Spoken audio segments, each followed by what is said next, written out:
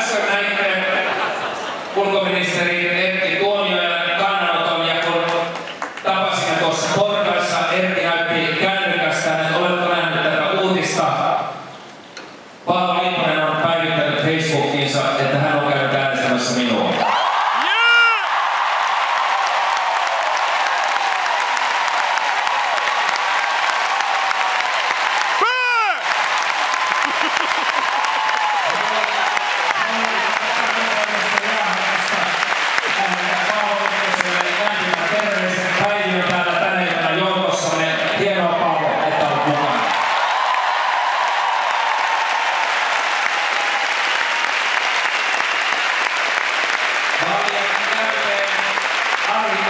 Myöskin ilmoitti olevansa mukana, vasemmistoliitto on mukana, ja nyt Eeva Biaudet tänään sanoo myöskin tuossa mukana.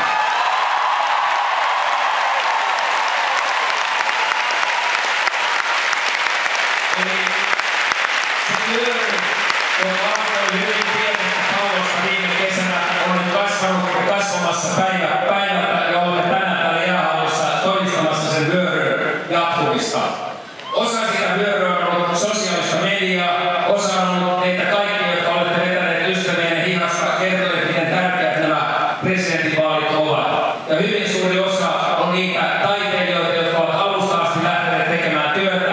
Kiitos Anssi Kela, kiitos kaikki muut, jotka ovat panneet liikkeelle niin Tavastia tukikonsertin kuin tämän jäähalli-illan. Kiitos taiteilijoille.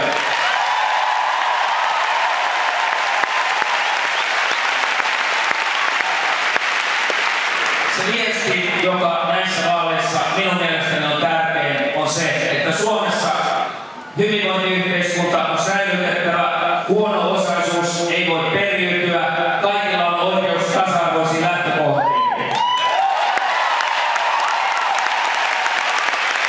Tässä vaalikampanjassa on ollut yksi slogan, se on ollut se, että ihmeitä tapahtuu, kun niitä tehdään. Ja olemme nyt todistamassa yhtä ihmettä, ja toivottavasti se ihme konkretisoituu sunnuntaina.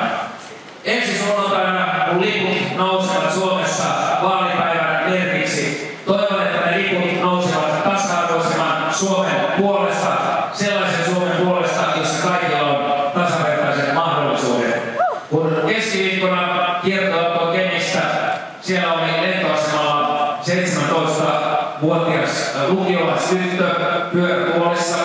Hän kertoi, että hän on vammautunut 12-vuotiaana, käy lukiota ja tuli kysymään minulta lentoasemalla, ollaanko tekemässä sellaista Suomea, jossa hänen kannattaa kirjoittaa ylioppilaaksi, pyrkiä oikeustieteelliseen ja saako hän siinä Suomessa työpaikan vaikka pyörätuolissa. Ja minä sanon, että sitä Suomea, tasa-arvoista Suomea, me olemme nyt rakentamassa. Ja minä kysyin häneltä, onko sinua kiusattu? Onko sinua tölvytty sen takia, että olet pyörätuolissa? Ja hän sanoi, kaverit eivät ole kiusanneet, koulussa on hyvä fiilis, vaikka koulussa ei pääse kaikkiin paikkoihin, häntä jännittää yliopistoelämää. Mutta vanhemmat ihmiset ovat tölvineet. Vanhemmat ihmiset ovat sanoneet, ei sinusta ole mihinkään, sinulla on tuollainen vamma, et sinä voi elämässä pärjätä, ei kannata opiskella. Tällainen